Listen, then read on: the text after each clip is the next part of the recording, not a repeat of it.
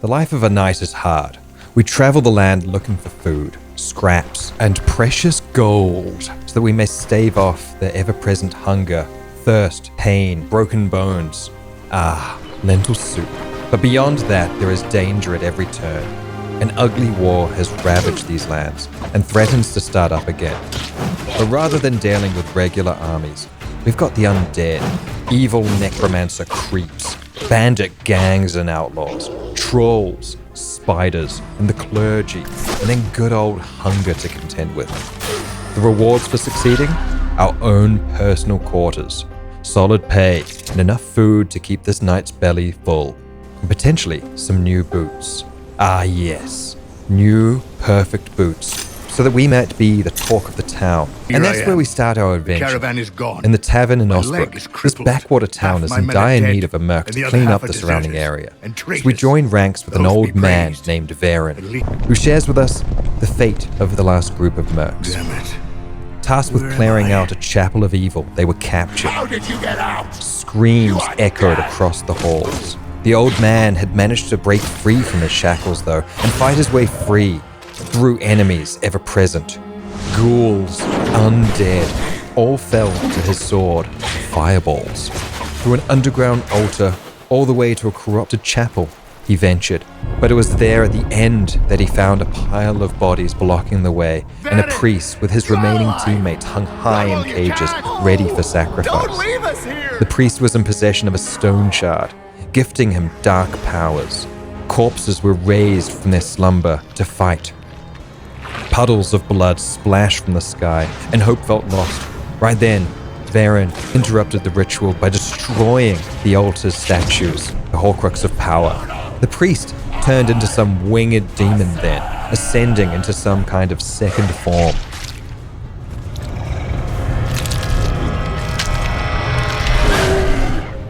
The host have mercy. Dodging attacks and casting many fireballs, our new boss Varen had fought them off and had beheaded the foul creature.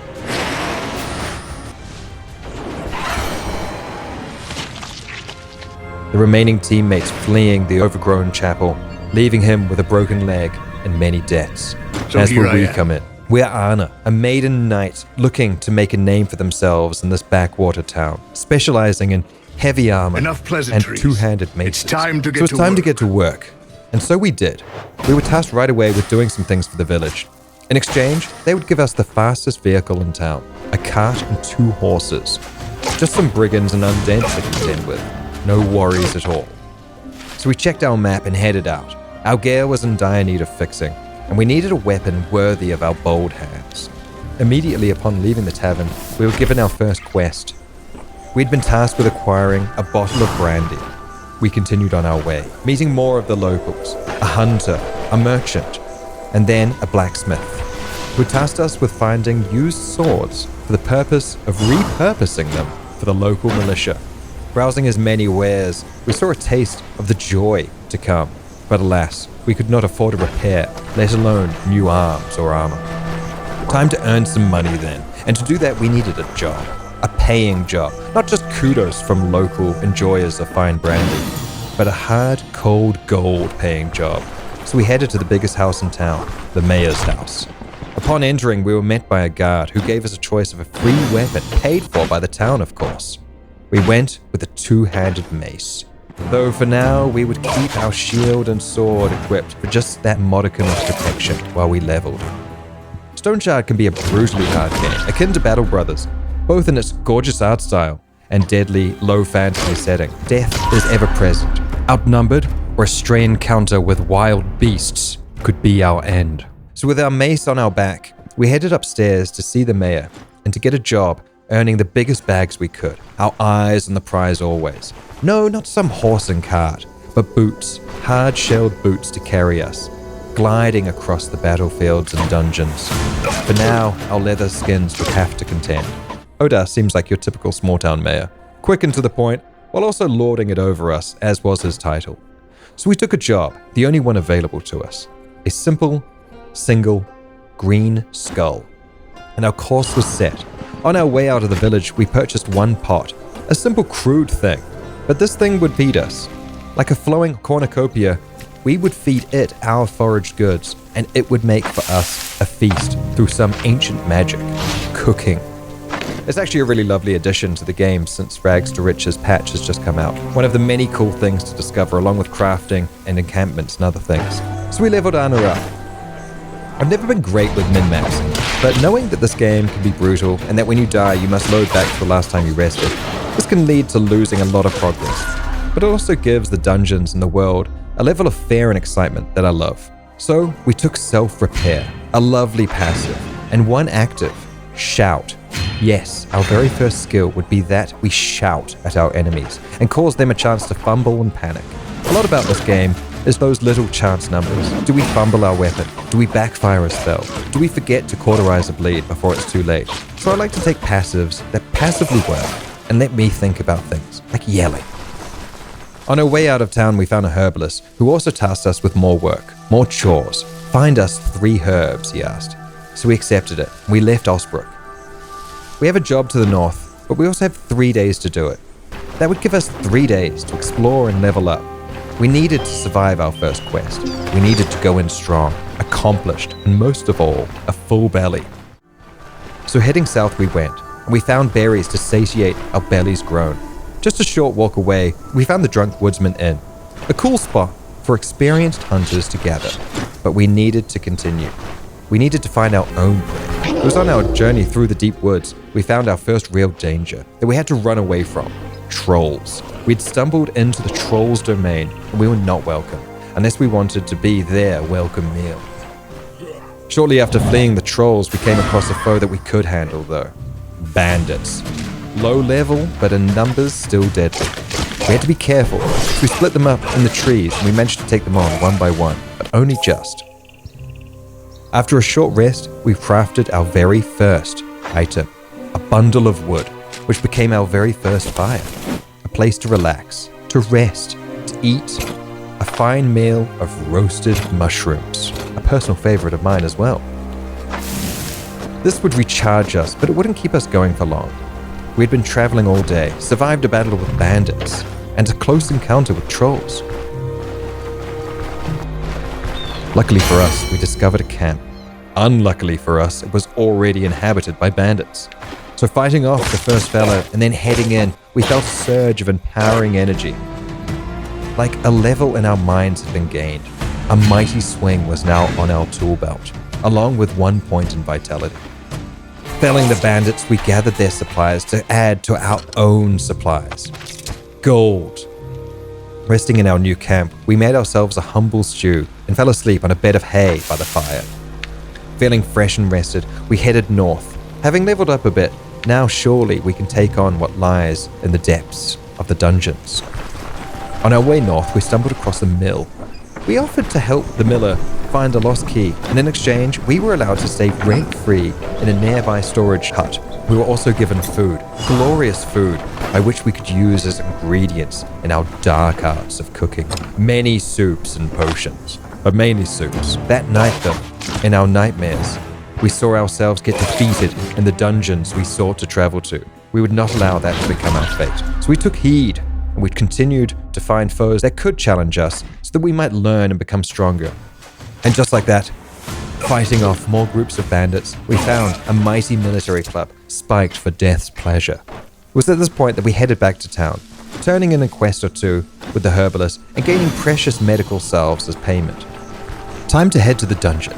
If we were to gain those precious boots and the respect, nay, the admiration of the people by flaunting our fabulous fashion, then we'd need gold. We paid for a repair to our weapons. Our armor would have to hold, as this small indulgence was all we could afford. Leaving Osbrook, with no intention to return until the job was done, we headed north.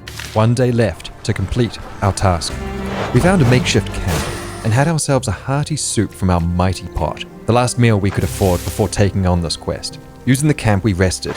We'd go into the fray, recharged and ready. Surviving the journey without any mistakes, we found the entrance, the fort at the outskirts. Lightly guarded, we made it known that we wouldn't be leaving without the head of their brigand leader. The remaining guards fled as we made our way inside. A dreary and dilapidated place, reeking of death and despair. Our senses screamed not to enter, but enter we did, slowly yet methodically clearing each room, carefully disarming the traps, taking care not to yell and draw the entire bandit-infested watchtower's attention. We crept through, taking them on one by one at first, then all at once as they nearly overcame us. But we survived, catching our breath on the cold stone floors before pushing further in search of the boss. Felling another guard, we felt a surge of power rise from our core, leveling again and taking the hard target passive, along with another point in vitality. Pain surging through our body, we made our way to a door, the flickering glow of firelight beyond revealing Joda, the fiend, lumbering towards us, his massive size intimidating and his hits dazing us as our life's blood drew low. But our blade swung up, gutting the poor fool. Healing in the doorway, we took stock, looting what we could before heading home. And despite the rain, the walk back felt hopeful. It washed away the pain, the blood, the muck. Back home in Osbrook, we handed in the quest, but we still had work to do.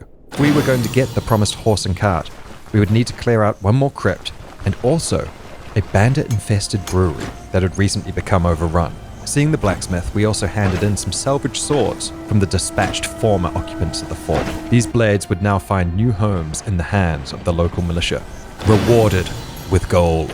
Yes, precious gold, adding to our collection. Immediately, we reinvested the gold, finally able to afford armor and clothing repairs. Sadly, still no boots, but a quick rest and a meal at the local inn gave us the energy needed to head out towards the brewery. Traveling along the path, we encountered more bandits, but dispatched them quickly. Actually, quite a lot fell to us on the way, every fight leaving us a little bit stronger and more experienced.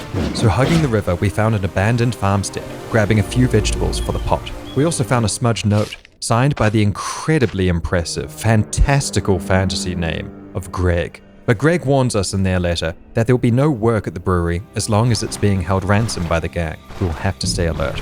Leaving under night's cover, we came across bandits engaged with spiders. Keeping distance, we gained another vitality point and learning the cauterized wound skill to staunch bleeding.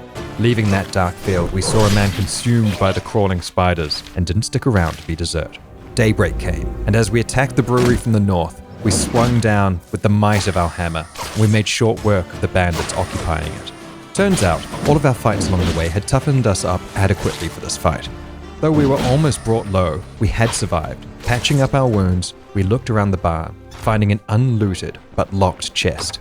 We helped ourselves. Who's to say that the bandits had not looted the place before we got there, right? A fox pelt, meats, a worn gambeson, gold, and also a bear trap that might come in handy later. So just one more task, clearing out the crypt so that Osbrook's dead could rest. We needed to end the evil that fouled that place. So we followed the river again. Crossing a makeshift bridge, we found a cave, Storm Hollow. Its darkness beckoned us in, but we knew better. Also, it's something that's just not yet implemented in the game, but is coming in future patches. Arna and I can't wait to see what dangers and treasures will be held within. So one last lentil soup. Ah yes, lentil soup. Really, is there anything better? Especially when traveling to destroy evil from the land. Jumped again by ambushes in the trees, we made short work of them and routed the would-be attackers, surging with more power, this time expanding cauterize to first aid, and 1 point into agility, so that we may control our weapon better and fumble less. And there it was, just beyond the tree line, the ancient chapel's bricks crumbling to dust. Mindful of traps, we fought off 2 chain-wielding ghouls, their strikes drawing blood before the mace found them in the dark, ending their anger. Deeper, we found more cowed cultists chanting mysterious words even as they perished. Bandaging the fresh wounds, we ventured on. Behind the next door was a terrifying sight. In the middle of the place of worship, a martyr, chained to a stake and bleeding out. This hellish sight filled us with dread, but encouraged their cult members forward. Destroying that damned altar, we felt compelled to explore further, finding 2 anatomical drawings that we were sent to retrieve from this dangerous hole. Sensing danger, we laid out our bear trap. Then from around the corner emerged Argot the Husky, adorned with skulls, their attacks leaving us feeble and bleeding. Pain and blood took over, but one well-placed hammer strike felled the last 2 foes, ending this mockery of worship and the cult with it. Limping to the altar, we claimed our reward, penance and gems to lighten our steps home. Returning to Oda, we claimed a purse, overflowing with gold. But there was something else we had gained, respect. The admiration of the town. Even in our damaged ratty gear, we were now considered one of theirs, one of their own, a true fellow of Osbrook, who could walk with their head held high, proud of who we were and what we'd accomplished here. We also got them damn boots, baby. Look at us now. But it couldn't stop there. No, now we had gained a taste for the finer things. Better gloves, a new helm. Oh, we needed it all. We'd started from the bottom and now we refused to go back down. We were now that humble fellow who liked fine brandy, but for us, our taste had become the pursuit of clothing, wealth, glory, gold. As we strutted through Osbrook's streets in our fly new boots, the admiring townspeople called out with greetings and nods of respect. We had accomplished the unthinkable, going from a tolerated outsider to a celebrated hero of the people. Yet despite these trappings of reputation, status, something felt incomplete. Our grand feats had been achieved alone, through grit and determination. But staring down the road, stretching from Osbrook, we knew that the caravan's path would be long and perilous. Our fancy new boots and well-earned admiration were all well and good. They could not fill the emptiness that we now felt. What use was glory if there was no one to share it with? No comrades to revel in the hard-won victories. A pang of loneliness now gripped us. Yes, coin and reputation were crucial, but perhaps something just as important is surrounding ourselves with a trusted crew, a band of stalwart companions worthy of standing at our side. Adjusting the new boots, we turned heel and marched with purpose back to Varen, finding him near the stables at our new caravan. If we intended to tackle the challenges ahead, it would not be as some solitary wanderer, no, but as a part of an elite vanguard. It was time to recruit. But before we could, Varen insisted that we accompany him to Bryn, a capital city, to find the person who had hired him so long ago to that monastery of death and despair. We'd felt mighty leaving Osbrook, but those delusions faded upon seeing Bryn's towering fortifications, its high white walls, and everything dripping with immense wealth. Exploring the capital's bustling streets, our reputation from the hinterlands carried no weight. The well-equipped guards here looked down on our modest garb. Merchants refused to deal with us until we proved ourselves worthy in their eyes. It was a harsh realization that for all our accomplishments, we were seen as some backwater upstart, unproven, unworthy by the metropolitan citizens. Swallowing our pride, we regrouped with Varen to pursue a more personal objective, to search for the man who had set him and his gang up for certain death so long ago. So we made our way to a dilapidated house, seemingly to belong to an alchemist.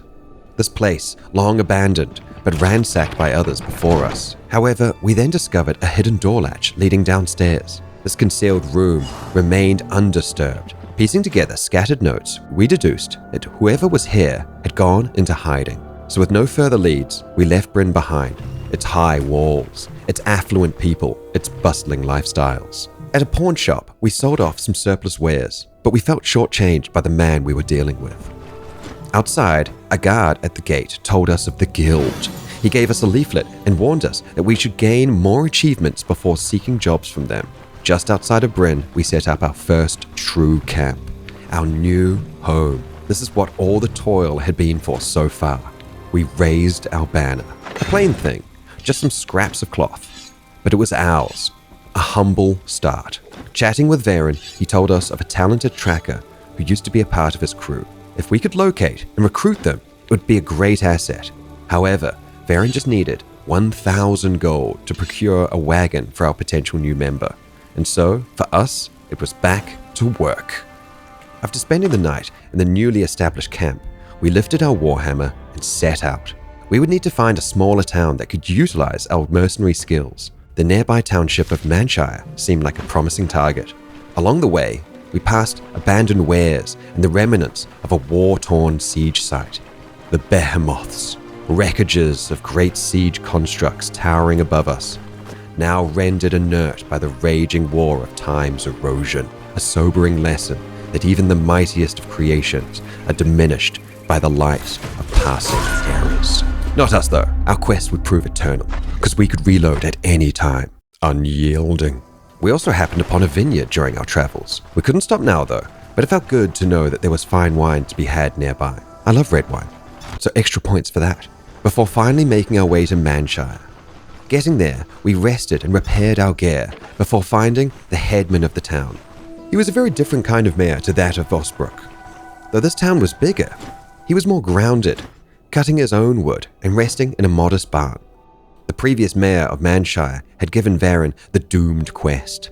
While we still had the original contract, he didn't pay it, saying that the contract had lapsed, but as a gesture of goodwill, he would give us a gold bonus to any contract that we would complete for the town of Manshire. So we took a quest, and also bought a wonderful new cast iron pot for our camp. This is one part of the new patch that I really love. Lots of things to slowly improve and upgrade over time. I also love that there are visual upgrades along with each level up. Devs, it's really amazing. So we go back to camp and we inform Varen. We also installed our new pot, a dark altar for our dark arts of cooking. Just some jobs to do now. One quest was to go into a crypt and burn out piles of corpses. First off, we had to add to those piles of corpses with the occupants of the crypt, stemming the flow of the pestilence that crept across the land from this place. We leveled up one more point into agility, and then the passive skill of unbalanced. Walking up to the next crypt, we saw the effect of the plague on the land. Birds fell from the sky, and berries rotted to the root on the bushes. Yet despite all the pestilence, the bandits still tried their luck, falling to us as easy as birds fell out of the sky. Another quest we had was to find the Cursed Grimoire. Deep in the depths, we destroyed the cult members. They seemed to worship blood, and we found this cursed book. And wouldn't you know it, it cursed us. Thankful to have found the book at the end of the tomb, when it was all empty, we rushed back. This curse was weakening us, sapping us of energy and life's force. Returning, we handed in our quest, acquiring more gold for our extra companions' future homes. Varen could handle the cart. We would now need to go back out and find his old companion. Along the forested way, we found an opening, a moose trail. This would be a great place to hunt in the future, but of course we were hindered by bandits. Finally, we found a ranger's hut. Failing to see any of the traps set up surrounding the house, we tripped them, and a fierce huntress came out, an arrow aimed directly at our head. Confronted and on the back foot, we pleaded our case and said that we were in search of an old man. Alda informed us that that was her late father, and that he had been killed by, you guessed it, bandits. Convincing her to join us, we headed back to the camp to show her around. Joining our camp, she helped us immediately by sharing some of her food with us. She would also help us explore the local land and teach us what she knows of hunting, butchering, skinning. Now to get to the next camp follower, and for that we would need more gold. Yes, even more money, and along the way we could upgrade our camp. So back at Manshire, we purchased a sturdy new backpack before taking on another contract. After eating a lovely new crockpot stew, I know, look at us moving on up in the world. Crockpot stew, more ingredients in those dark spells. We rested at the camp, and then we headed out to Raven Hill. Down its echoing steps, we walked into the darkness, leaving behind the flickering light of the outside world. The undead approached us with groans, yearning to be free, calling to us to release them from their eternal servitude. Our mighty two-handed mace would grant this damned wish, while our heirloom chess piece deflected unholy green magics, the spells wishing for us to join the dead in their underworld tomb. The undead multiplied, pulling up their brethren to face us, but every reapplied death meant more trinkets for us, more loot, and so we felled them, cutting them down, collecting their treasures. We would survive these fiends, and as a reward, we would take their loots, their jewels, and their precious buried gold. One thing that we despised above all else, damned wizards. We found and bested the necromancer of this underworld, might beating magic. Finding the hoarded loot illuminated by endless candles, we helped ourselves, not leaving anything to waste. Leaving the crypt, we contemplated our journey so far, finding that our strength had improved. The heaviness of this world was now a lighter burden. We had a will to survive. We headed back to the market to unload our surplus goods, now hefty bags of gold in hand instead. This would be enough for us to hire the next companion. So returning to camp, we were greeted by Alda, who had just returned from her hunt. A fox and a bearskin were added to the camp supplies. We also crafted some fodder. This would be the fuel for our animals, enabling us to move from camp to camp and other places on the map. And I really like it. It gives me a chance to just wander around sometimes, to relax and to forage. Nothing too important to do, just collecting some berries and turning it into food for the horses. And as for the horses, we gave them the favored name of the dentists. Not only would we build a trusted team, but also loyal steeds to aid us in traveling these sometimes inhospitable lands. And we would return that loyalty with fine fodder, foraged fresh, never frozen. We handed over the needed gold and began recruiting our next potential member, before upgrading the camp with a makeshift altar. No, not to be confused with our dark altar of cooking. This altar would give us a boon to our soul, giving us unholy resistance and sacred damage +1. Once again, Varen would go out and buy the needed wagon and horses. However, premature deaths delayed our objective to find Varen's new recruit. Brigands. The camp even came under attack during our absence, requiring our full force to go out and fight them off together. We found Leaf at a rundown camp, casually sitting while his 2 campmates argued about how best to kill him and then us. Turns out Leaf was bad luck. With no other option, we slew them. I would like to say this was done on the first try, but it just wasn't. Turns out that when you're trying to fight a damned electric wizard, it is not a good idea to swim across the river before getting into the fight with that damned electric wizard. But eventually we found a timeline in which we did defeat them. In that timeline, we managed to silence the daft wizard with a single, simple smoke bomb. Stuck, coughing, and unable to conjure up sparks, we had an opportunity to close the gap and put an end to this nonsense with our mace. Up close and personal, we were able to make short work of that smart-ass and his lesser-fabled guard. Talking with Leaf, he seemed to be a very pragmatic and reasonable dwarf, though incredibly cavalier about all this death. He was a fellow mercenary and had seen it all, and knew just as much about logistics as fighting and life on the road. And without any encouragement, he joined up. We now had a quartermaster. A functioning caravan, better than a blood-soaked, wet, and broken camp. Plus, he said he now owed us for us saving his life. Before heading back to camp to welcome our new friend, we found a banner with the sigil of a boar. It felt good. It felt right. This mighty beast would now represent our company. Returning successfully, we further upgraded the camp's storage capacity with a sturdy chest and raised the mighty boar banner, a proper sigil for our growing company. We then welcomed our warrior dwarf to our ranks and shared a hearty brew. But to recruit one final essential companion, we would need to find even more funds. Having done all of the quests in Manshire, we had to move camp once more. So we went back to the familiar territory of Osbrook, taking on a job to kill a brigand leader at the fort at the Outskirts, so that we might earn the final needed gold. It was a welcome change to be in a well-lit fort rather than a cold, dark crypt. Even though it was well-lit, we were still in danger. Or perhaps the danger was now us. Maybe they were now unknowingly trapped here with us. We found their leader, Ston, the Medicaster. But look at that, low level. We were growing strong. So returning to the roadside tower after felling the brigands, we handed over the head of Ston. Whatever power he had was now leaking from where his body should be, filling our pockets with gold. Our danger level now increasing again to 11. Another level up awarded us with the powerful Bone Breaker passive, granting us extra damage against armor and vulnerable body parts. Beautiful. With our earnings, we purchased a spacious new tent upgrade for the camp before buying the last needed wagon, cementing our mobile lifestyle. And wouldn't you have guessed it, but Varen, the cheeky sod, had now asked us for even more gold, another 2,000 gold, so that he might bribe some magistrates to get us better contracts. It sounded good, so we handed it over and we went to the Dark Altar, salting some bear fat for use in later dungeons. We then sent Elder out to start mapping the surrounding area and regions.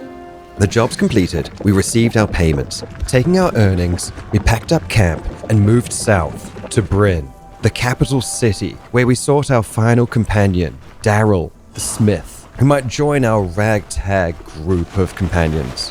However, earlier in the day, while we were making our way towards Bryn, we came across a bandit who attacked us with a warhound. As we felled them both, they dropped an exquisite warhammer, a militia pole hammer. Yes, a brand new weapon had been given to us by the very same enemies that sought to destroy us, making us stronger, taking us to a whole new tier of damage.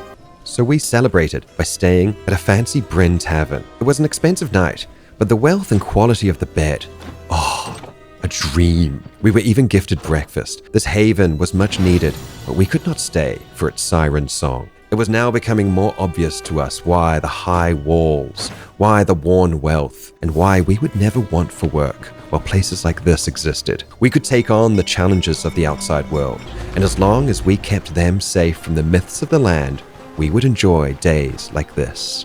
It was there that we finally tracked down the final recruit, Daryl the Smith.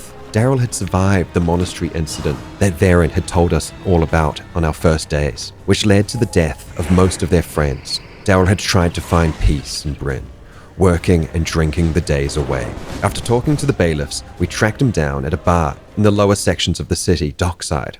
Sitting in that tavern, we convinced him that there would be work and drink at our camp, and so he joined. We now had a smith to repair our gear, to keep us in tip-top shape, and also to help us navigate the roads crisscrossing this land of Alda. Now, with a full-rounded team surrounding us, a feeling of empowerment, camaraderie took hold, the embodiment of friendship's true power. It had cost us a fortune, but now wherever we went, we were a fort, we were a castle, our ragtag group, touring the land, doing jobs that others just could not, keeping the roads safe, Alda to scout the way, Leaf always ready to have our back in a fight, Daryl to repair and make strong our weapons and armor, and Varen, our old man? To be honest, I don't really know what he does other than spend all of our money.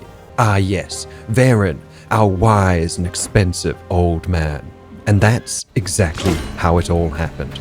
Oh no, come on. No. Damn it. Oh, fuck. Heck. Okay. Bugger. Okay, so there was a lot of death in this run, but we did do it. Survival in Stoneshard isn't about winning, it's about enduring. Trading blood for gold, pain for progress, and learning that even victory comes in waves. We chased coin like starving dogs, quest after quest, crypt after crypt. But in this plague-riddled land, gold is just another bandage. Pain became routine, hunger a companion. But the camp kept us crawling forward. Alda, our mighty huntress. Daryl, the best smith in the land. And Leif, our quartermaster. And then of course there was Varen, our expensive old man. Plague was spreading across the land, and the armies had been weakened by years of pointless war. So we also spread our reach. We built a web of contacts, so that we may always have a friend nearby, and word of jobs, no matter how far away.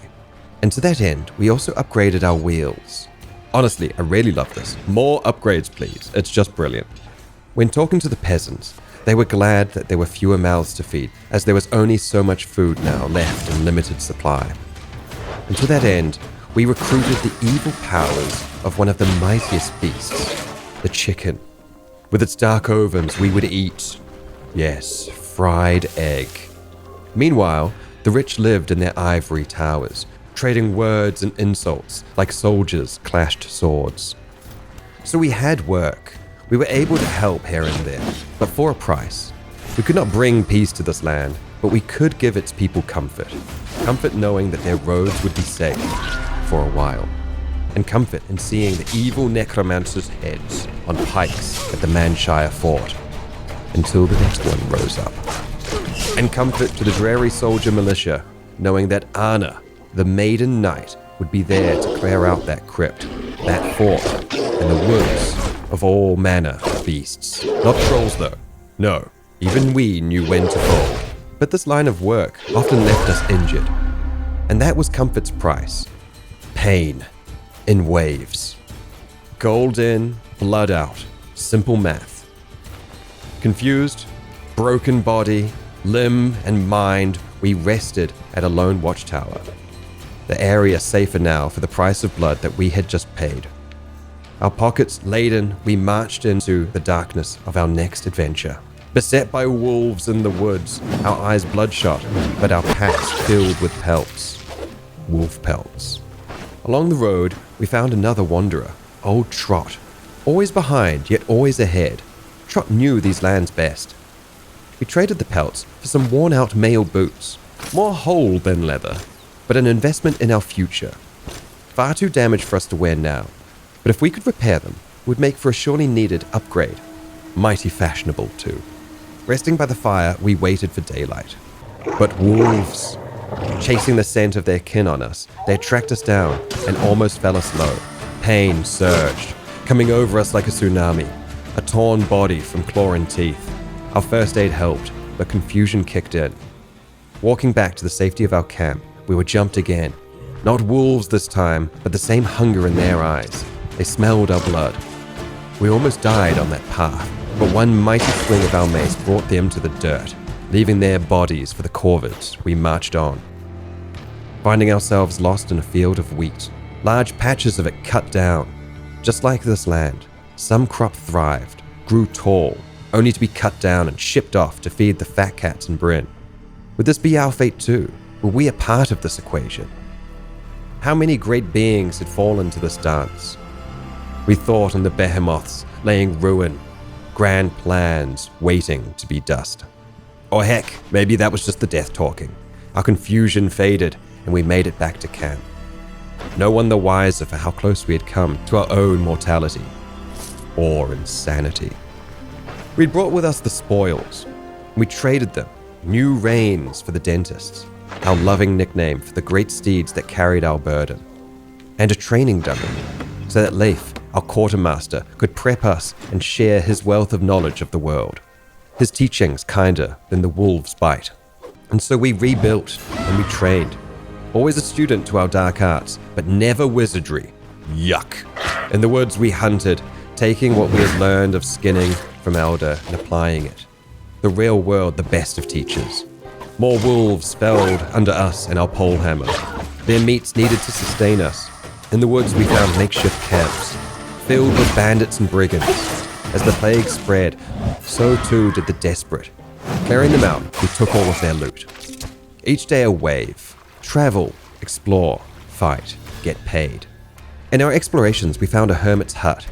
Sadly, they had passed on, but they had left their learnings in a book of all the plants that we might be able to harness their powers. Plants are useful now in some ways, but I'm sure they'll be extra useful in the future, as the devs plan on bringing in alchemy at some point. I cannot wait. Alchemy, yes. So we took their apothecary backpack, perfect for foraging, and also it looked cool. Only a little bit of grave robbing took place. Just a touch. We found the abbey where Varen's doomed quest took place. It reeked of death, so we didn't enter, and being near the site made Daryl upset, so we moved our camp onwards. Moving forward, we found a troll. We knew better than to fight trolls. No way we would be so foolish.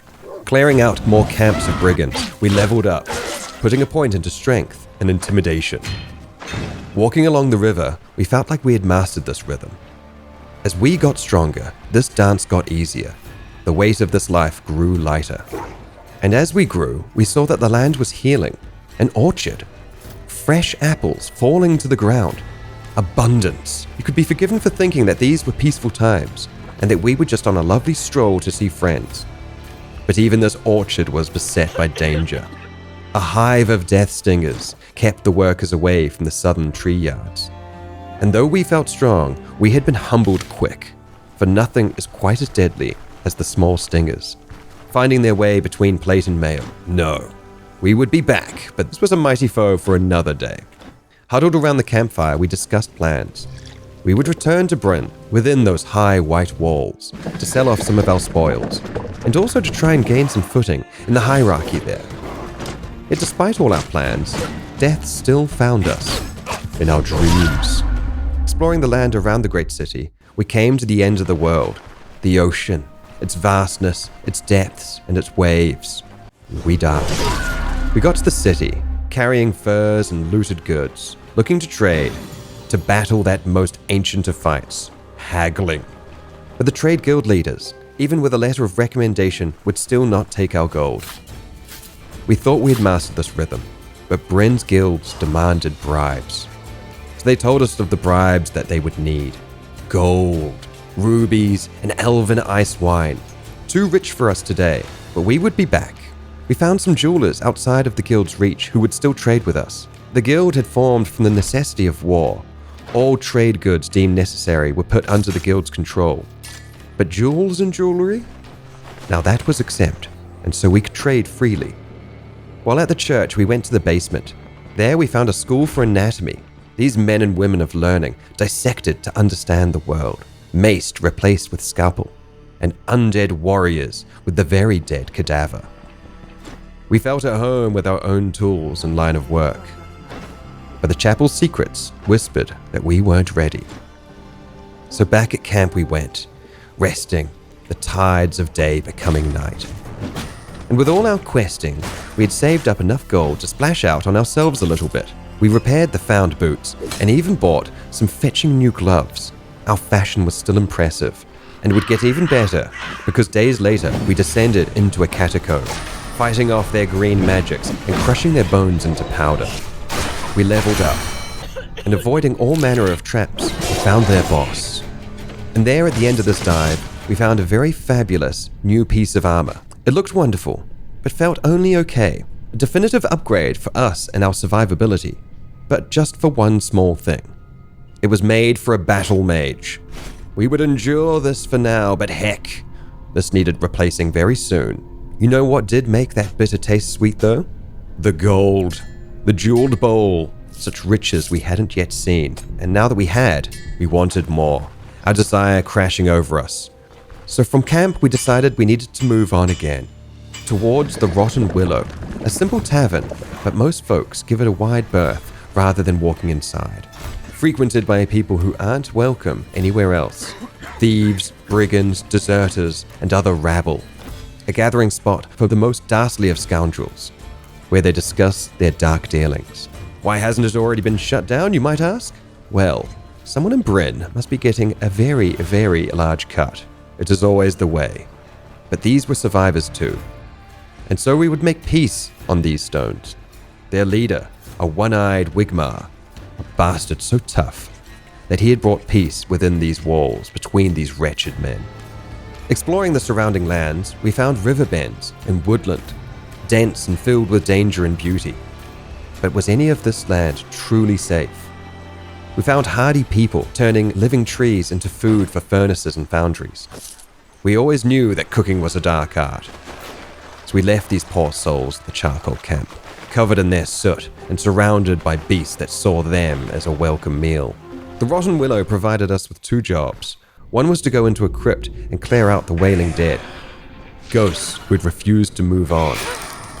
They had created an altar of power, funneling more restless back into this world of the living. Thankfully for us, the altars were as real as our mace, just weaker. And then the other, we were sent to find some lost soldiers, though all we had found were their papers, proof of who they were, but no longer. Handing these quests in, we pondered if these were somehow connected. Pushing the thoughts from our mind, we pressed on. There would be days ahead to ponder such things, when our hair was grey and our skin worn, but not today. When we handed in the quest, we met a man covered in strange markings. He told us of a cave nearby and a missing friend. We said that we'd keep an eye out for them if we came across such a place. Confirming with one-eyed Wigmar that the tasks were all complete, we collected our payment. And with that, we upgraded our camp again, expanding our storage chests. We needed this space as we had started to collect books. We may not be a filthy smart-assed wizard, but we would learn their tricks. Better the enemy, you know. Death and death save.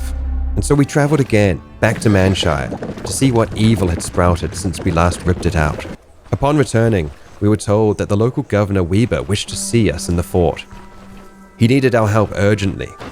Weber told us that a troll had made nest in the nearby signal tower, and in doing so, it meant that Manshire could not call for help from the capital city, as the only way of doing that would be to light the very signal in the tower that the ancient foe now called home.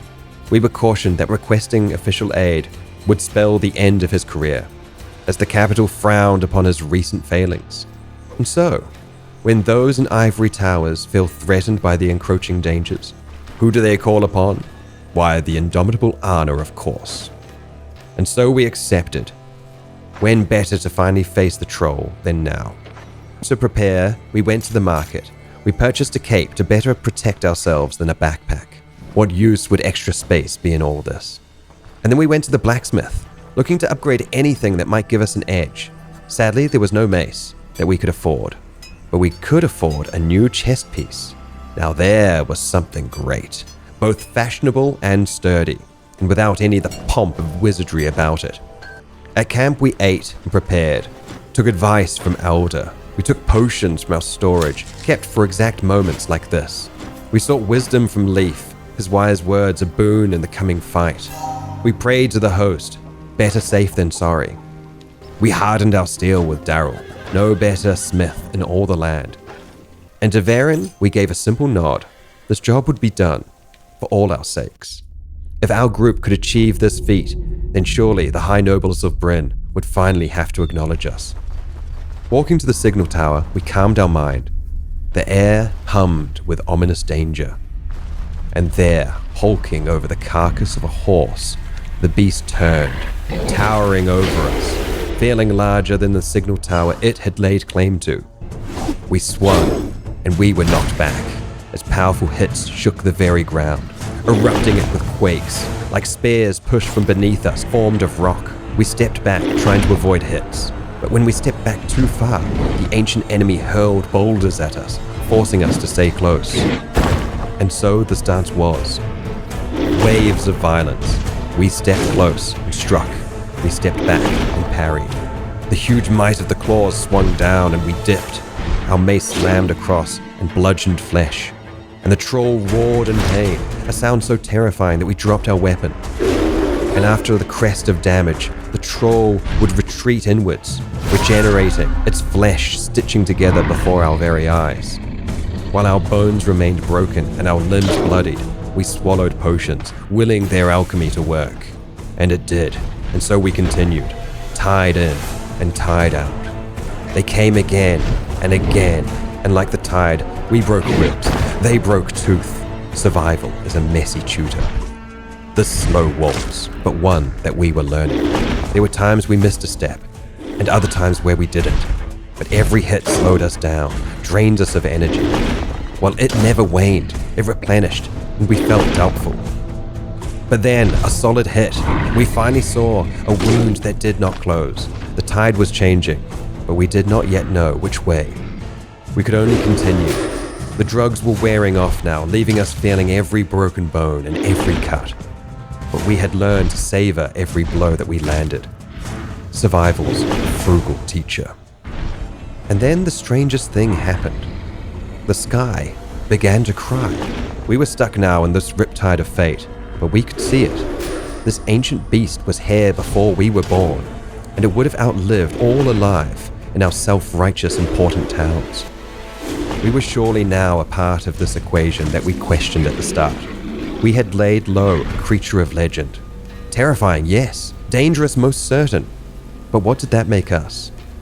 And so the land cried, and we wept for its loss. But the rain could have our tears. What's done was done. We could only hope that there were other places in Aldor where ancient beings were free from this plague of man. Inside the tower, we found a banner with a lion. Fearsome and noble, we would raise this flag, along with a helm, a servilier with air guards. High fashion, indeed. And you know what else we found? Boots. Fate had a plan, and a good joke was on us, reminding us of our own beginnings right there in the quiet of that stone tree. Also a note, the last words of the unlucky few stuck inside the tower. Limping back to camp, we rested and told the company of the great feat that we had all just accomplished, but keeping to ourselves the pain its loss had been for the world.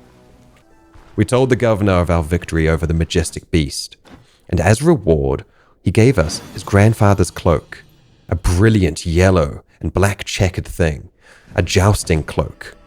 That, I must say, suited us exceptionally well. And so, with that, we left the fort, respected in Manshire. They were all thankful, especially the soldiers. We had grown. We had wealth, but never enough for our growing desire. Aldor was as vast as the sea. It is now time for us to go and explore it. They said that killing a troll would make us legends, but they didn't say that legends would still bleed. Victory is a fickle thing. We raised our banner, a mighty lion to represent us, a proud and regal beast, one that all of Aldor would soon come to recognize. Alda had greeted us to congratulate us on the troll kill. She'd been on the hunt herself, a fine fox pelt, one that would line our coin purse with gold next time that we visited Bryn. We returned to the signal tower and could see that order was restored, but only for that surrounding area. These soldiers would guard here, but that was the extent of their dominion. The wary guards saluted over fresh graves. Order restored? Please. This land devours peace, and we just sold it by the hour. But these hand-dug graves were a kindness that most in this world don't get. Instead, feeding the crows, or worse, the ghouls. Though the ground remained littered with the bones of horses, animals, and beasts. Interesting was that we could not find the bones of the ancient troll. I'm sure the alchemists and scientists of Bryn would know of its current whereabouts. Gold is a louder sermon than mercy. The bandits knew it, and we knew it. The ancient troll was defeated, but the human desire for gold was both ancient and future-proof. If they could take a shortcut to their riches, then they would. And we had no problem with doing the exact same, from the living or the dead. And so we were hunted by wolves, men, ghouls. We even let Gullions chase their prey. Hypocrisy a small tax for survival.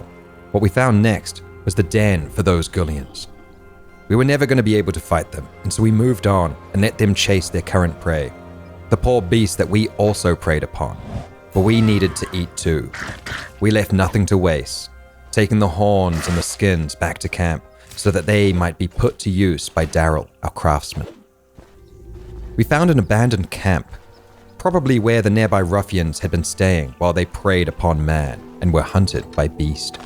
Taking their loots and using their fire, we rested and cooked up a stew with our hunted game. Contemplating how the day's fight went, we analyzed our moves to be sure that we did well. Death haunted us. But that's what we needed to do to survive. We had to face it. We had to accept it, to become it. Feeling a power surge within us, we leveled up. We took the athletics ability of dash. Now we were more mobile, and we could close that gap on any distant wizard or archer. No more would we let their foul spells leave their putrid lips. We'd also upgraded our tent, now living and traveling in pure comfort and luxury. What had started as a quest to do good, for new boots, for respect, was now a deeper desire. We needed more, and so we took more. We upgraded our tents, our dashing skills. It was all progress. But campfires don't warm the soul, not when you're looting graves. We used to eat off bones, long before silver and gold plates. Exploring the woods around the rotten willow, we found a ghoul den. We hadn't been asked to clear this place out for coin, but while this den was here, no one in the area would be safe, and we needed them to be safe in their homes, to provide coin for us to do the jobs that they couldn't. Ivory towers here replaced with wooden taverns, but all the same when the fear of what lurks in the dark is present. And so we put them in the dirt, knowing full well the next ghoul to sprout out from the grave or wherever these monsters came from would eat their carcass. And to be sure that these, in particular, wouldn't come back, we removed their heart, a precious commodity for alchemists. Immediately, a bear reclaimed the woods, and we had no quarrel with them, so we left peacefully. How quickly mutual respect can be found between killers. Traveling north, we found a monastery of the host, inextinguishable. The corpses outside were dust and bone, but still laden with gold. At this point, we had fully given in to our desires. We looted the graves, we raided their tombs. Our greed was taking over, along with our bloodlust. Now, rather than avoiding the wolves in their forested homes, we attacked. We craved the thrill of combat. but we also wanted their pelts, a sought-after prize for the soft hands of the tailors in nearby towns. Seeing that we had claimed these treasures, we were once again attacked by monsters. During the night, we found a Death Stinger's hive. No glory to be gained from squishing bugs, so we left. Using our new ability of dash, we even chased a snake and took its skin. This precious creature had fled us, a predator in its own right, but for us, just a purse of gold. Deep in the black retreat, we had come for a grimoire. Fighting the undead horde, we gained a skill, Pathfinder. We could now hear enemies from a distance, tuning our ears to track their movements. We found the leader of this crypt.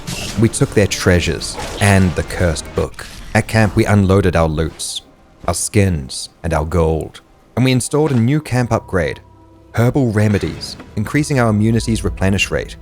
When discussing our payment for the grimoire, we instead took his horse accoutrements, a further camp upgrade, and the final one needed for the steeds, a gift for the hardest working members of our band, the dentists, our fabled horses. Installing these, they were now the finest steeds any in Aldor could see. A quick meal at our fire, and we headed off. The sickness had now taken root. Crypts smelled sweeter than pines. Undead wizards, just targets.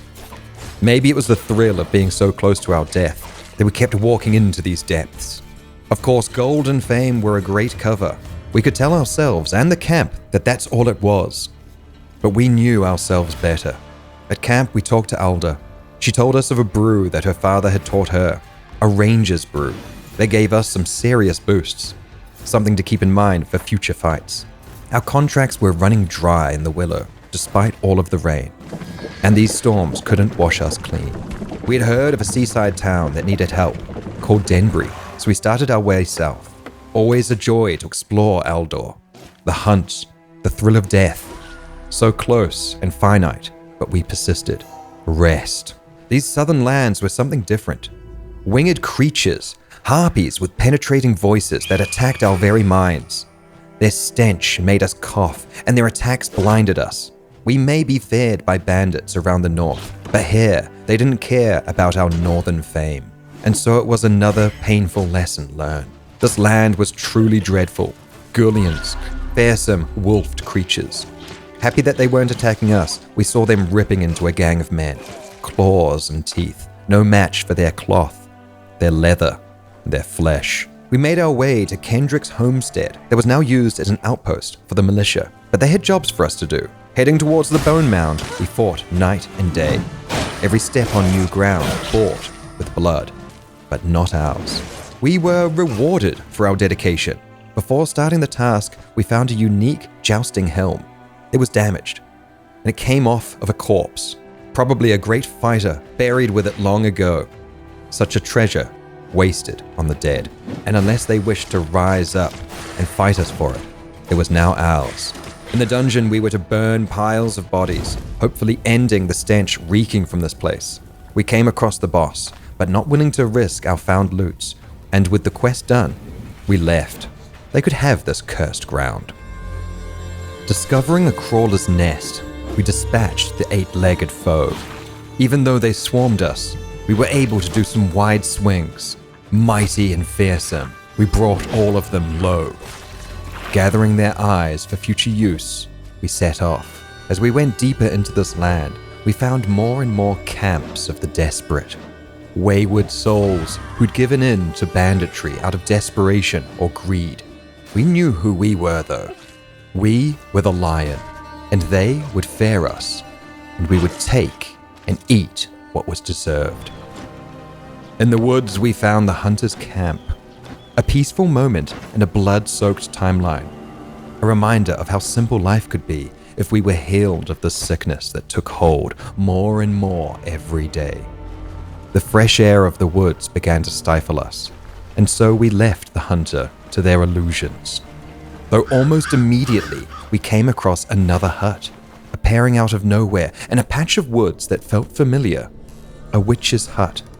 She spoke little and was not amused by us nor intimidated. She sat there. Was it mocking or knowing? We could not tell. At the camp, we organized our finds. Books, furs, potions, and gold. The world was angry, the sky itself opened up, and though it tried to destroy us, it missed. And that's how it was, night and day, surface world for the living and the saved, and the underworld for the dead and the damned. And who were we who walked both, willingly ready to kill and to die?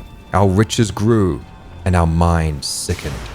In Denbury we found burnt buildings, remnants of the suffering that powerful men will do to the helpless when they are allowed. It took little reason for such pain to be inflicted nowadays. Royal mandate or religious fervor. We don't know what it was, but the outcome was still the same. And even in these lands of pain and misery, it were the monsters that invaded the locals' nightmares. For what evil drove the dead to consume? What gods demanded ritual sacrifice? And what law could stop these roving gangs of murderers? For us, it was a world where we belonged, one that we thrived in. The poor souls here took salt from the ocean. We're fisher folk and farmers. How horrible it was then for them to see a horizon every day and to be stuck here in this land of turmoil. Reynolds, a sergeant assigned to this dump, gave us work. His troops had turned a damaged church into a barracks for his militia. And so we did what we do best. Down echoing steps, we fought, screams echoing on the stone walls, blood staining gold. Rituals were interrupted, abominations crushed and broken, incantations spoken in languages that we could not comprehend ended, and altars to past gods splintered, the dead reburied, green magics their final illumination of their last chance at joining this world of the living. Back at camp, we upgraded again. Messenger pigeons, a noble, beautiful, and respected being that would help us find the way home and for them to find us. We loaded up with gold and treasure into our bags. We marched towards Bryn. Time to exchange our loots for the coin, favors, arms, and armor that we needed. At the bank, we traded old coins, taken from the dead, for new, minted by the living. We bribed the guilds and saw their fine wares. Finally, an acceptable person to trade with. Though nothing took our interest from the leather workers or the carpenters. But at the blacksmith guild, we found fashion that we craved. The hag had screamed that we'd die greedy, though the joke was now on her. We pawned her relic and bought armor shiny enough to blind the guilt. Fashion before comfort. And we upgraded. We spent our gold. Armor chests, boots and gloves.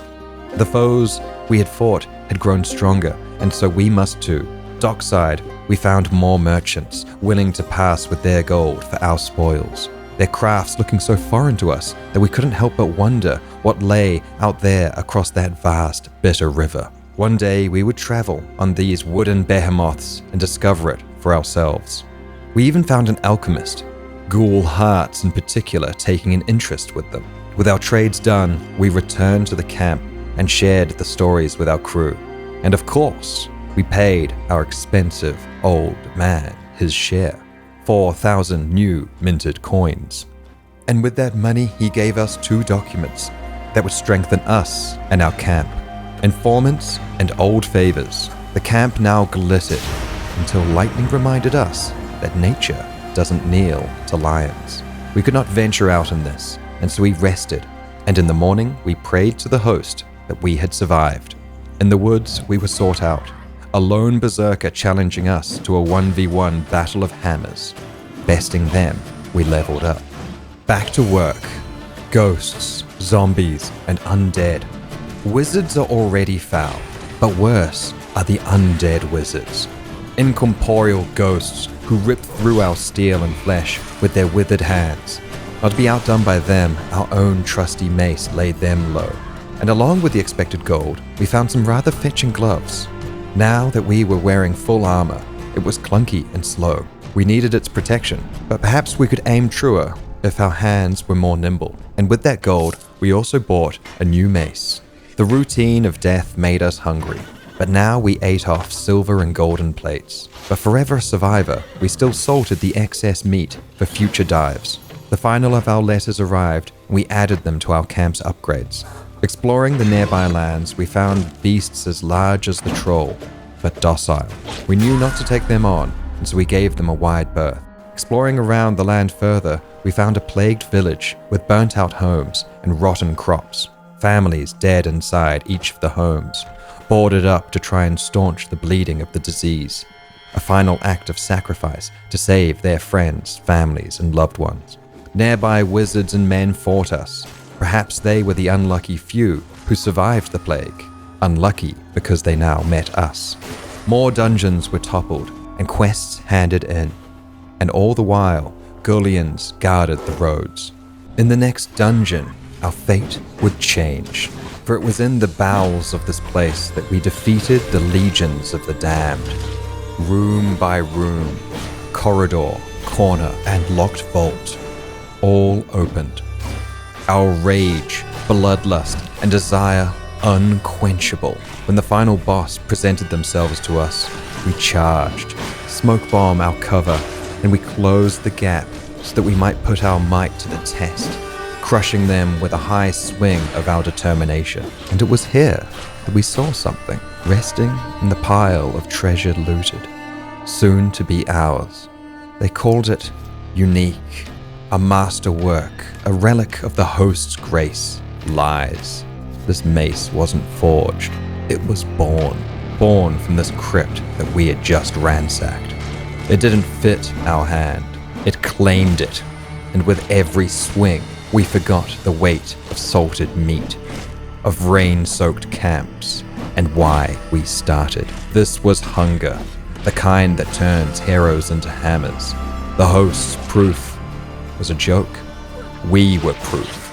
Rotted hearts beating in the gilded dark. Despair to all who met us. Oh, the despair was ours, and it tasted divine. We thought we had won. The pole hammer sung in our hands, its power emanating from us, telling us to go deeper, to travel further, to test our steel on any and all. Bryn remained wary of our company, and rightly so. Our mind gripped with insatiable cravings. Gold piled ever higher, yet we forgot its purpose. We were now building a tomb. Armor gleamed, and relics whispered. We were kings. But kings attract death, and we welcomed all who tried. Deep beneath the earth, we sought out relics of unshakable power, treasures to stand the test of ages. We battled dread horrors that townsfolk could only whisper of in hushed tones, but we recognized our own madness reflected in those monsters' eyes. Hoarded loot kept in manageable boxes, locked down and kept safe by loyal followers, each one more committed to their leader's cause than life itself. The bosses, if you could call them that, all had a collection of skills and attributes that could only come with time. Tested, beaten, and quenched in the blood of the fallen. We were cut from that same dark cloth, yet hungered to outstrip their mastery. All of Aldor would know our legend. Yet even beings of cosmic might required sustenance. So like carrion birds, we stripped the flesh of the land's most fearsome beasts, leaving no scrap to waste. As we ranged further, glimpses of the boundless ocean appeared, its watery confines holding us prisoner in this earthly grave. Death dogged our footsteps, and at times beasts became allies through cold bargains, a bison's life for a man's. Our wealth grew through further acquisitions and mercenary work. We traded sacks of gold for slips of parchment, this new realm where imagination held sway, yet we were tasked with slaying what was real to banish it to myth once more. The host was good to us, and so we upgraded our altar. Better to stay safe than to fall stray now. But while fireside tales of myths and legends entertained townsfolk at night, we quested to find a learned sage who, like us, yearned to breach the veil and willingly strode into darkness's embrace to find the light. This quest came to us from a man covered in strange markings drinking at the Rotten Willow, who had tasked us with finding their friend, Venmist. In the Northlands, we happened upon a ravaged campsite before an ancient cavern mouth. Even the horses had been mauled and devoured, the scene too old to discern their killer. Within, we found a book containing some of Venmus' scribbled notes, ingredients for a spell, ritual, or potion. Heck, whatever it is that wizards do, we had no idea. But we knew who could comprehend such eldritch writings. So we sought out the man covered in drawings, the occultist in the willows, only to be directed to a cellar outbuilding. There he worked within a circle of power, surrounded by candles, alchemical tools, symbols and etchings that we didn't comprehend or care. We held what was real, our hammer, and nothing else mattered. Benmist, Lecrae's lost friend, had been drawn to that foreboding cave in search of a relic of corrupting power, the Bone Cradle. In his reckless pursuit, he likely fell victim to an Axonian curse, becoming the Cradle's immortal guardian. The book spoke of an essence of deliverance that could break the curse. Luckily for us, Venmus' notes were not completely foreign to our traveled mind. A petrified moment would be a handful of amber taken from the dead in the underworld. Blooming sanity could only be mindwort, a plant whose yellow flowers could be seen aplenty around the land. And the eye of the many-eyed. We had been their victim and knew this to be a crawler's eye. Thankfully, they had been victim to us too.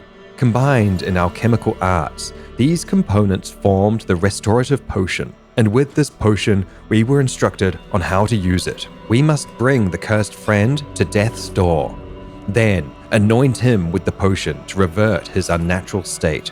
We had bested profane entities of immense power before. Perhaps this mythical beast could likewise be caged through more cunning means than simple slaughter. So we made preparations worthy of descending into the underworld, stockpiling potions and supplies to survive the impending peril. When venturing into the unknown, it is wise to brace for any eventuality. We sought blessings from the host, a ranger's brew from Elder, agility training from Leif, and a final gear check from Darrell.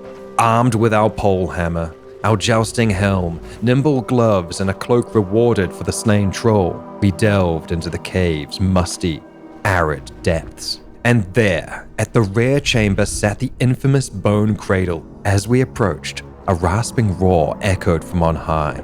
The cursed guardian emerged. An unholy amalgam like nothing we had encountered. Horned and tailed, scaled yet furred, cloven hooved, and bearing wicked fangs. This creature shimmered with eldritch electricity, a master of this dread domain. Lightning bolts arced towards us, and we dodged the lethal strikes. It then slammed the ground with such force that the impacts immediately calcified into bone-ground spikes, limiting our movement. But magic is a capricious force, and the Manticore was not immune to its chaotic whims. Its own spells wildly backfired, harming itself and the skeletal Drugal warriors that it summoned. Yet it seemed unconcerned for these undead minions, instead exploding them in brilliant golden fire whenever they drew too near. Flames that persisted, draining our energy and forcing us to a sluggish pace.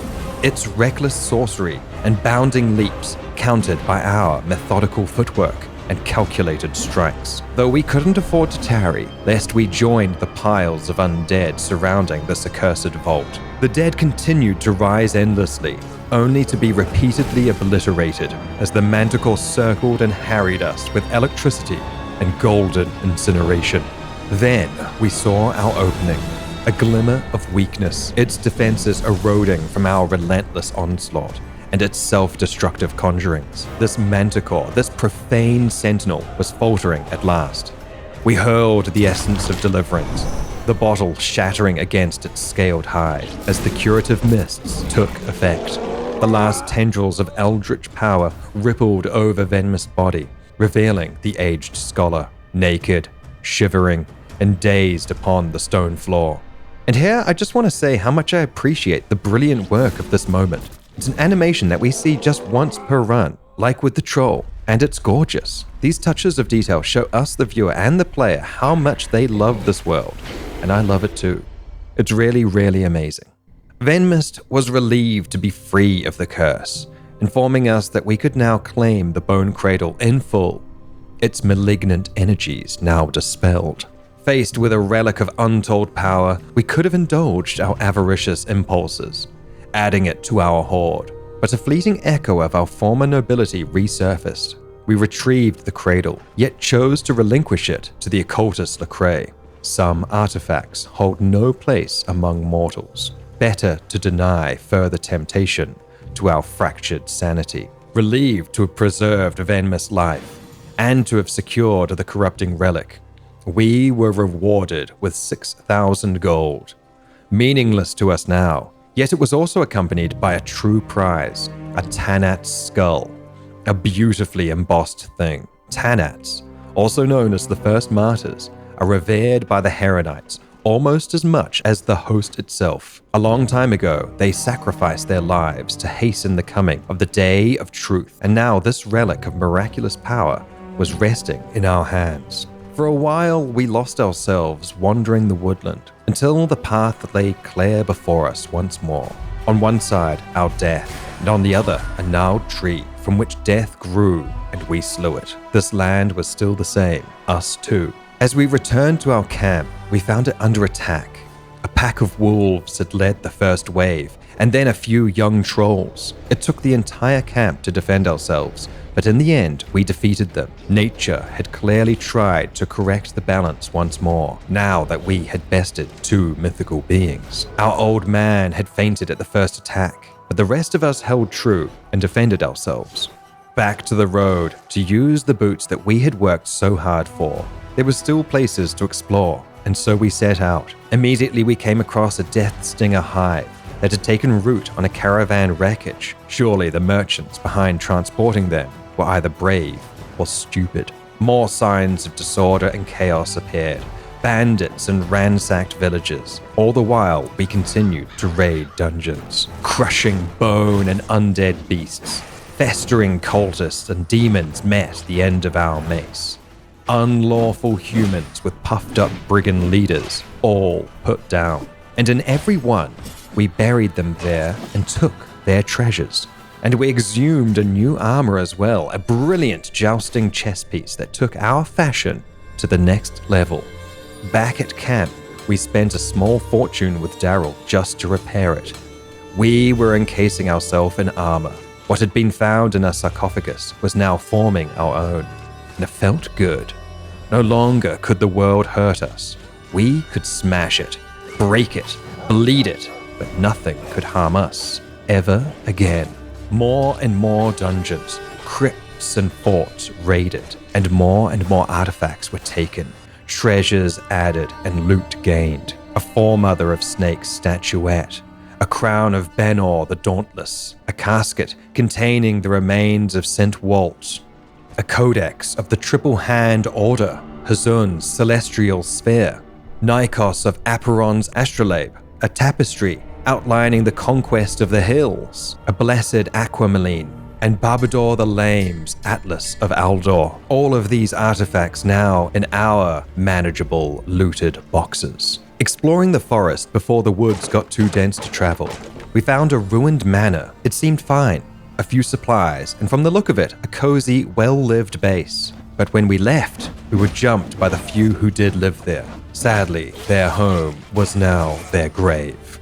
Near there was a leprosarium, piles of dead, overflowing from a dug pit. The plague that had wrought havoc on the land was clearly studied here, and a cure had been in development, or at the very least, a study into its cause. Behind boarded-up doors, we found a doctor's conical mask, along with some medical supplies and a recipe for a healing salve. We also found the doctor. They had hung themselves. From reading their journal, it was clear that they had caught the plague and preferred the noose over the fate that they sought to ease others' suffering with. And so as we traveled, we found more great places, ruined bridges, ancient graveyards and roadside cemeteries, hives and boar trails, makeshift camps, so many makeshift camps, set up prayer locations along the road. We found a quarry huge stone blocks carved from the earth for Bryn's high white walls, and a bridge that was under construction to connect east and west. We even found a watermill, though it seemed blown up from the inside. The man who lived here was making moonshine as their business was dwindling. And Gullian dens. They had chased us, and so we fled into a herd of bison and let these two foes face each other while we left. And all the while, roving gangs of men preyed on the weak. But unfortunately for them, found us. And then to the south, we found the remains of the Order's prison, no longer holding criminals, but infested with harpies. We had fought them before, and so we knew that their attacks could leave us in a coughing fit. We utilized part of our old smoke bomb strategy, used in the paregoric drug. We would be immune to their coughing attacks. We still had to fight our way through multiple waves of them and their nests, but we took their very large eggs as payment. These mighty ovums would make for perfect omelets. Smashing through these winged beasts, we found a way into the interior. Dropping down, we found and fought off one last harpy. Its wretched breath and piercing screams silenced in the cold dark. Thinking that we were alone, we rummaged for loot. But what would you know? We had found a man, Marlowe. He had locked himself behind the bars to stay safe from the now dead harpies. He had a broken leg, and so we offered to tend to the wound with our knowledge of first aid. Patching him up best we could, he told us he would make his way back to Bryn after a rest. But there in that cell, we found two amazing things. One was a brilliant owl flag, elegant and regal, and the other was a powerful pagan pendant. But that wouldn't be all, for we also found a book outlining the ritualistic properties of precious stones. We had seen nearby an outcropping of boulders that seemed to spring out of the ground. So using that book, we performed the ritual, offering up a sapphire to the night and to whatever gods or ancient deities were present. The stones drank our name, our sins, and left only echoes. Whispers of a Maiden Knight, a vagabond, a ghost in the wilds. But the stones didn't forgive. They rewrote. They showed us our life, past, present, and what its future would be. We had freed Marlowe from the Order's prison, and in doing so, revealed a harsh truth about ourselves, that we had become ensnared, destined to an endless cycle of delving into the underworld. Day after day, we were compelled to brave death's door, and only through sheer grit and determination would we be ready to start anew on the morrow, if we survived. And so we made a decision. We sought out Bryn one final time, investing all our remaining wealth into the camp's future through the new, modern, imaginative mercantile dealings. Hard gold exchanged for promised words between bankers. They were never going to accept us. We would always be an outsider to them, just another mercenary sold promises and fears. So we signed over our fortune to our loyal companions, being sure that they would want for nothing. But we kept the hammer, not for fighting, but to remember the weight. We donned some hermit rags, and we kept a few messenger pigeons. Our stalwart companions could fend for themselves. They had proven as much during the troll attack. Yet we would not stray far, ready to answer their calls if needed. For now, we sought solitude in the woodlands. This self-imposed exile was necessary before we became the very underground horrors that we saw mirrored in the eyes of the foes that we slaughtered. We could not risk endangering the innocent denizens of the realm. And so, when townsfolk now whisper tales of trolls, Manticore guardians, harpies, undead legions, foul cultists, and bandits, they speak of the bear, the lion, the owl. We had become whatever protective spirit their land required. From rags to riches, from riches to legend. But the wild doesn't know the word legend. It knows teeth, and it knows hunger, and so did we. So now, we hunt, we breathe, and we ignore the weight. Bryn still tells of Arna, and we don't correct them. Let the legends die. Let wanderers walk. Thank you all for watching, for your kind words and comments. I have thoroughly enjoyed playing Stoneshard. I think it's absolutely amazing, and I think the devs are doing a brilliant job. I can't wait to see where this game goes, and when it's fully out, I'll definitely be coming back to do another run, perhaps next time as a filthy wizard. But for now, I hope you'll join me on the next video or live stream, and we'll see what other stories we can tell. Until next time, bye!